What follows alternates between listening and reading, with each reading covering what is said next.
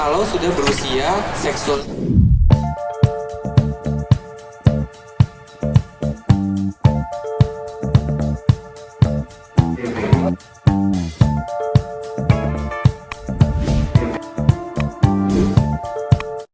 Gitu. Dimana memang satu belum tahu. Jadi banyak juga teman-teman yang belum tahu apa itu HPV dan apa akibatnya infeksi virus tersebut ke tubuh kita gitu. Bahwasanya itu bisa bikin penyakit yang nggak terlalu ganas, tapi juga bisa bikin penyakit yang ganas. Nah, itu harus kita ketahui bersama. Kemudian juga kalau sudah tahu, bukan berarti dia langsung pengen nih vaksinasi misalnya, tapi dia juga bisa takut nih, jadi takut nih, jadi nggak mau periksa. Nah, jadi maka dari itu awareness yang kurang kadang-kadang bisa karena mispersepsi. Oh, gitu, oke. Padahal kalau kita tahu, akhirnya kita punya langkah preventif ya buat jaga-jaga dan juga lebih aware. Nah, sekarang kalau dari Kak Kusuma, ini kan kita ngebuka banget di topik ini dan kita lemparkan kepada para FD members, betul kan?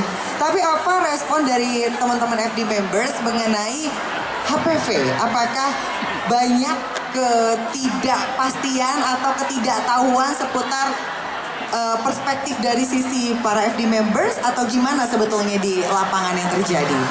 Oke, sebenarnya ketika aku dan partner kerja aku membuat proyek Katanya Tabu, kita juga melakukan riset-riset kepada teman-teman sekitar dan lingkungan sekitar. Apa sih yang mereka percaya tentang HPV ini? Sebenarnya kalau kita bisa lihat, masyarakat itu atau orang-orang sekitar itu sebenarnya sudah tahu kalau HPV itu infeksi virus yang menular, salah satunya itu akan menjadi penyakit kanker serviks. Tetapi rata-rata pemahamannya itu memang hanya sebatas itu. Justru banyak mitos simpang siur yang beredar, beberapa saya sebutkan seperti infeksi HPV itu hanya menyakiti perempuan, infeksi HPV itu sebenarnya kalau udah kena infeksi HPV itu nggak bisa diapa-apain lagi, kalau udah kena kanker serviks itu nggak bisa disembuhkan. Bahkan aku pernah melakukan riset artikel, ada satu artikel yang membahas tentang hoax HPV, bahwa masih banyak orang yang percaya vaksin HPV itu akan menyebabkan mandul. Hah? Itu cukup Dan banyak yang percaya. Betul. Oh my god. Itu abis itu artikel itu menyebutkan itu kenapa ada masyarakat di sebuah daerah skeptis terhadap vaksin HPV. Bahkan mereka percaya kayak vaksin itu hanya untuk orang yang sudah menikah saja gitu. Bahkan aku juga lihat sendiri akhirnya Kemenkes mengeluarkan artikel khusus yang membahas kalau vaksin HPV itu tidak menyebabkan mandul. Jadi memang di luar sana mitos ini masih sangat simpang siur dan masih banyak dipercaya oleh masyarakat. Tetapi kalau dari sisi dokter sendiri itu bagaimana nih dok? Karena dokter juga sudah praktik juga, pasti banyak mendengarkan pasien ya dok. Iya, betul sekali Kak Cika. Jadi memang masih yang tadi ya saya bilang yang mispersepsi gitu ya. Nah, kita di sini itu sebenarnya kita sebagai hoaxbuster ya. Ya, seperti Kak Cika tadi di awal kan apakah mitos atau fakta. Nah, jadi mudah-mudahan dengan hari ini dari pengalaman kami bisa memberikan ke teman-teman beauty enthusiast semua supaya mulai hari ini teman-teman juga jadi HPV champion nih. Setuju. Jadi paham nih tentang HPV dan ngasih tahu teman-teman juga di sekitarnya. Setuju banget. Ini adalah agent-agent penting nih ya yang nanti akan memberikan efek domino. Nah, kalau dari Kak Kusuma sendiri, sebetulnya kan salah satu yang dilakukan oleh Female Leader adalah memberikan sebuah edukasi lewat Katanya Tabu, begitu kan?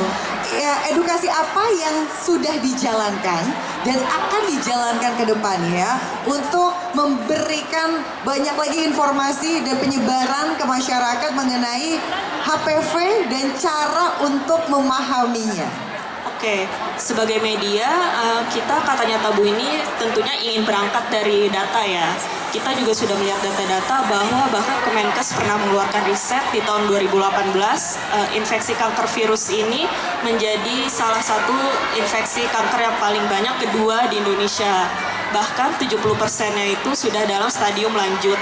Dari situ kita juga melihat dari lingkungan sekitar, kok mitosnya tuh masih banyak ya terkait HPV dan kanker serviks ini.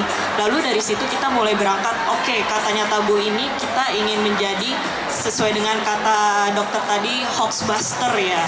Salah satunya menjadi hoaxbuster yang ada di lingkungan sekitar, dan kita itu mempunyai kekuatan di bidang media sebagai corong opini, pembentukan opini masyarakat. Maka dari situ ya kita ingin konten-konten yang kita buat ini menjadi relatable dan bisa didigest kepada masyarakat sekitar, tetapi tetap faktual.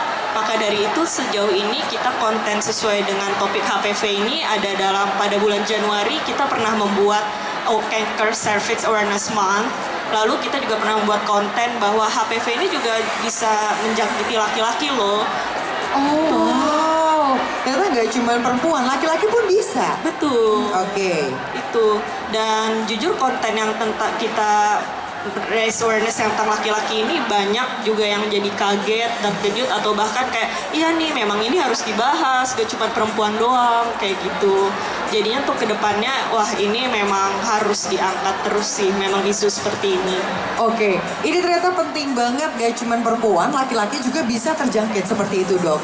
Kalau misalnya kita lihat infeksi HPV ini adalah awal mula dari kanker. Itu betul atau tidak dok? Dan sebetulnya di waktu kapan screening yang paling tepat agar kita bisa mencegah infeksi dari HPV? Iya, betul sekali. Jadi memang tidak semua kanker itu penyebabnya adalah infeksi HPV terlebih dahulu. Tapi banyak sekali kanker yang bisa dicetuskan oleh infeksi HPV itu gitu. Jadi seperti tadi yang ada di PowerPoint, hampir 90% infeksi HPV itu menyebabkan kanker di Indonesia. Kankernya apa? Mulai dari serviks, anus, bisa mulut juga, bisa orofaring. Jadi ada macam-macam kanker yang bisa dicetuskan oleh infeksi HPV. Makanya kita harus aware bahwasanya HPV itu bisa ganas, bisa tidak. Nah, gitu. Cuman tadi kan tipenya yang ganas lebih banyak. Jadi kemungkinan yang ganasnya juga lebih tinggi. Nah, kapan sih? Pertanyaannya kan jadi kapan sih kita harus periksa? Kapan sih kita harus mencegah? Ya kita harus mulai mencegah sedini mungkin. Jadi kapan? Dari mulai anak-anak. Dari mulai anak-anak? Dari mulai anak-anak. Umur betul. berapa dok? Udah mulai bisa kita screening? Betul. Screening dan vaksinasi untuk HPV itu bisa dimulai dari usia 9 tahun. Justru itu adalah yang paling optimal, yang paling bagus perlindungannya. Jangan sampai udah keburu dewasa, baru kita mulai vaksin. Karena kalau udah dewasa, takutnya kita sudah terpapar nih. Cuman kita nggak nyadar aja selama ini, gitu. Bukan berarti nggak guna juga kalau udah dewasa, udah dewasa nggak usah vaksin lagi lah, kata dokter Yudo terlambat. Nggak ada kata terlambat untuk vaksinasi. Jadi better get your chance now. Vaksin sekarang kalau memang belum pernah divaksin, vaksin anak-anak kita kalau memang punya anak di rumah yang belum vaksinasi. Usia 9 tahun. Baik, usia 9 tahun ternyata penting sekali. Dan ini juga menjadi satu pertanyaan penting nih. Kalau misalnya kita lihat Kak Kusuma, as a woman, ya sama-sama lah perempuan itu, pasti butuh support paling penting. Either kalau misalnya kita udah tahu ternyata kita terjangkit infeksi HPV ataupun cara mencegahnya. Seberapa besar support yang dimiliki dari support system kita, dari keluarga, teman yang sangat penting menurut Kak Kusuma? Oke, menurut aku support system itu sangat penting untuk pembentukan tindakan apa sih yang harus kita lakukan ke depannya. Kenapa? Karena kalau lingkungan kita, pemahaman lingkungan masyarakat kita ya hanya sebatas di situ, ya gimana kita mau berkembang, gimana kita mau mengambil tindakan. Meskipun kita sebagai media itu bisa membuat banyak konten, tetapi kalau misalkan kontennya itu tidak bisa didigest ataupun kontennya itu tidak bisa membuka pikiran masyarakat bahwa ini tuh sebenarnya mitos loh, ini tuh sebenarnya tidak semenakutkan yang dikira, ya kedepannya bagaimana masyarakat itu bisa mengambil tindakan yang memang sudah seharusnya penting buat mereka gitu.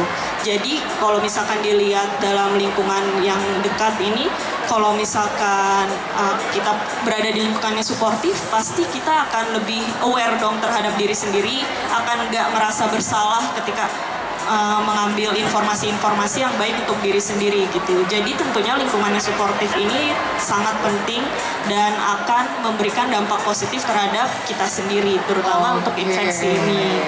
Boleh kasih tepuk tangan dulu dong untuk enggak, atau ada sesuatu dampak atau impact yang ternyata baiknya tetap pas masih kecil sih, kalau sekarang nggak begitu efektif, atau sebetulnya gimana dok? Ya, kalau saya boleh jawab singkat, tidak ada masalah. Jadi sekali lagi jangan sampai terlambat, mau umur berapapun konsultasikan ke dokter apakah masih bisa divaksin atau tidak. Kalau masih bisa, lanjutkan, gasken, jangan kasih kendor. Kasih tepuk tangan dulu dong buat dokter. Terima kasih Kak Suci, pertanyaannya bagus banget. Ini sering banget ditanyain pasien-pasien saya juga. Jadi kalau misalnya untuk usia itu sangat variasi sekali range-nya. Cuman memang yang paling sering itu infeksi HPV ditemukan kalau sudah berusia sexually aktif. Ya, jadi biasanya usia reproduksi Kak, misalnya usia 17 tahun ke atas sampai usia 30-an. Gitu, itu paling sering kita temukan. Tapi bukan berarti anak-anak bisa nggak kena, orang tua bisa nggak kena. Enggak, ini semua orang bisa kena. HPV ini tidak mendiskriminasi. Semua orang bisa dia tempelin, sayangnya itu. Nah, jadi kalau misalnya tadi udah tahu, berarti kalau misalnya sudah pernah kena ataupun belum pernah kena, ya tentunya vaksinasi ini memberikan perlindungan yang cukup tinggi ya. Kalau belum pernah kena, itu bisa 90% lebih perlindungannya. Tapi kalau sudah pernah kena infeksi sebelumnya, tetap ada perlindungannya. Itu sekitar 60 hingga 70%. Jadi sekali lagi Kak, nggak ada kata terlambat. Yang penting kalau udah sakit diobati, kalau belum sakit dicegah. Betul sekali. Tapi kalau Berarti ngeliatin PowerPoint saya ya, alhamdulillah saya nggak sia-sia begadang semalaman bikin PowerPoint. Saya takutnya nggak ada yang ngeliat gitu, ternyata ada yang ngebaca. Oke Kak, jadi tadi memang ada bicara tentang toilet umum juga ya. Nah, memang toilet umum itu bisa ada virusnya, tapi bukan berarti virus itu hanya ada di toilet umum saja. Virus ini bisa nempel di mana-mana Kak, bahkan di gagang pintu, di baju kita, di meja ini, di tangan kita, bisa ada di mana-mana. Karena dia virus, kita nggak bisa ngelihat virus ini ada di mana. Nah, tapi karena ini toilet ya sudah pasti mau virus, mau kuman, mau jamur banyak di sana. Jadi Kak, kita tidak bisa memastikan apakah toilet umum ini bersih atau tidak sebelum kita melakukan bersihin dulu gitu. Jadi Kakak kalau mau pakai toilet umum, tolong pastiin kita bersihin dulu gitu ya. Jangan langsung didudukin, jangan langsung dijongkokin. Ya mungkin nggak terlihat kan, tapi agak-agak jorse ya gitu nggak sih Kak? Nah, jadi hati-hati aja. Tapi balik lagi, rute penularannya memang paling sering adalah rute seksual.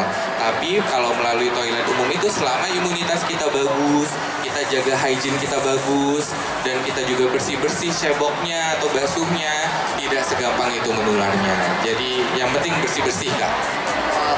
kemungkinan Tahu. Oh, jadi birthday gift. Betul, Oh, keren. untuk diri aku sendiri. Gak jadi dimarahin dokter ya. Saya diam aja sih. Ya, berarti memang yang harus dipersiapkan apa aja dokter ketika mau vaksin sebetulnya? Ya, standar Kak. Seperti kita mau vaksin atau obat yang lainnya disuntikin, tentunya kita akan tanyain udah makan atau belum, tidurnya cukup atau belum, seperti itu.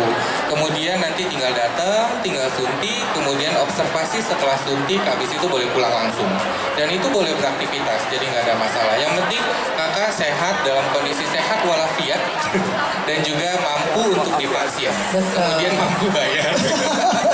Jadi kemampuan langsung dicek semua ya? Iya dong. Mampu vaksin, mampu bayar juga ya? Ya. Iya. Tapi betul, itu standar sebetulnya ya? Standarnya Nggak ada begitu. persiapan khusus ya. Terakhir, boleh singkat saja. Makanya 10-20 tahun dari infeksi HPV bisa berubah menjadi kanker. Ya, tapi untuk kita ketahui bersama bahwa ada orang-orang dengan imunitas yang baik, itu virusnya sendiri bisa hilang sendiri. Gitu. Itu sekitar 1-2 tahun penelitiannya. Jadi kalau kita sudah kena, belum tentu akan jadi kanker, belum tentu akan jadi kutil. Bisa saja kita akan hilang sendiri virusnya di badan kita kalau imunitas kita bagus. Jadi sekali lagi, kalau imun kita bagus, kita cukup istirahat, kita nutrisinya cukup, kemudian kita nggak ada kontak-kontak yang aneh-aneh, itu virusnya bisa hilang sendiri. Jadi jangan takut juga. Cuman tadi kemungkinan yang persisten atau menetap, nah itulah yang bahaya. Dia 10-20 tahun jadi kanker, tapi 90 hari biasanya rata-rata untuk jadi kutil. Gitu. Jadi kalau sekarang mungkin kira-kira kenanya ya tunggu aja 3 bulan lagi gitu ya. Coba dicek-cek. Kalau ada langsung ketemu saya ya. Kira-kira begitu mungkin Kak. Oke.